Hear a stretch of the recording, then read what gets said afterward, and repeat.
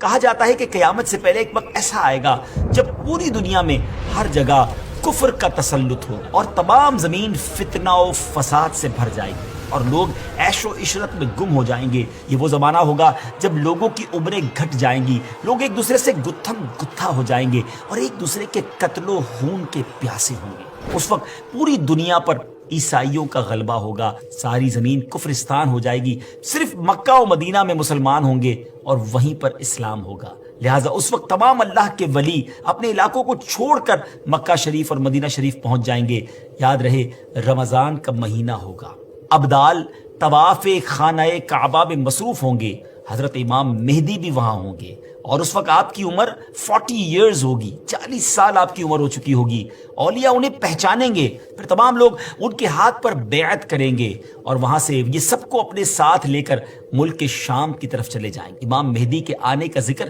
ایک دو حدیثوں میں نہیں بلکہ 200 سے لے کر 250 احادیث اور اقوال تابعین میں ملتا ہے۔ ام المومنین حضرت ام سلمہ رضی اللہ تعالیٰ عنہ روایت کرتی ہیں کہ میں نے رسول اللہ صلی اللہ تعالیٰ علیہ وسلم کو یہ فرماتے ہوئے سنا کہ آپ علیہ الصلوۃ والسلام نے فرمایا مہدی حق ہے، اور مزید آپ علیہ الصلوۃ والسلام نے فرمایا امام مہدی سیدہ فاطمہ الزہرا رضی اللہ تعالیٰ عنہا کی اولاد سے ہوں گے۔ بہت ہی اہم بات یہ ہے کہ مہدی آپ کا نام نہیں ہے بلکہ آپ کا لقب ہے۔ ان کی کچھ اور صفتیں بیان کرتے ہوئے اللہ عز و جل کے آخری نبی صلی اللہ تعالی علیہ وسلم نے ارشاد فرمایا مہدی میری نسل سے ہوں گے، ان کی ناک پتلی اور بلند ہوگی اور پیشانی روشن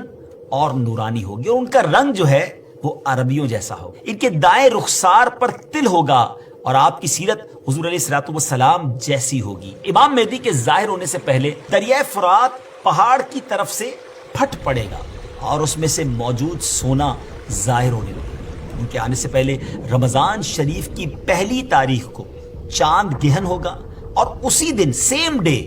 دوپہر کے وقت سورج گہن ہوگا، اور ایسا گہن پہلے کبھی نہ ہوا ہوگا، اور 3 یا 7 راتیں مشرق یعنی ایسٹ کی طرف سے ایک بڑی آگ ظاہر ہوگی اور بہت بڑے بڑے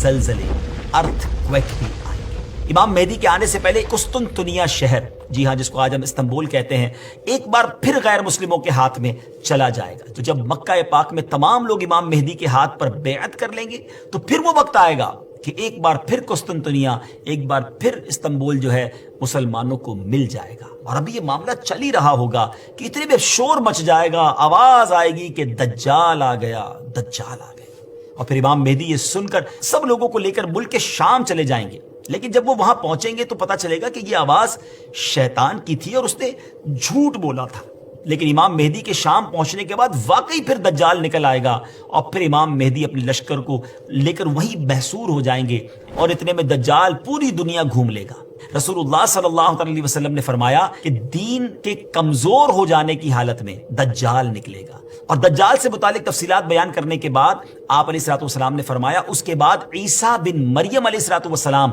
آسمان سے اتریں گے، پھر نماز فجر کے لیے اقامت ہوگی اور مسلمانوں کے امیر امام مہدی کہیں گے کہ اے روح اللہ امامت کے واسطے آگے تشریف لائیں۔ حضرت عیسیٰ علیہ الصلوۃ والسلام فرمائیں گے تمہارا امام ہی تمہیں نماز پڑھائے، تو اس وقت امام مہدی رضی اللہ تعالیٰ عنہ نماز کی امامت فرمائیں گے۔ جب لوگ نماز سے فارغ ہو جائیں گے تو مل کر حضرت عیسیٰ علیہ الصلوۃ والسلام کی قیادت میں دجال سے مقابلے کے لیے نکلیں گے۔ اب دجال کی حالت یہ ہوگی کہ وہ حضرت عیسیٰ علیہ الصلوۃ والسلام کی سانس کی خوشبو سے پگھلنا شروع ہو جائے گا، وہ بھاگے گا اور حضرت عیسیٰ علیہ الصلوۃ والسلام اس کا پیچھا فرمائیں گے اور باب لد کے پاس اس کی پیٹھ میں نیزہ ماریں گے اور اس سے وہ جہنم واصل ہوگا۔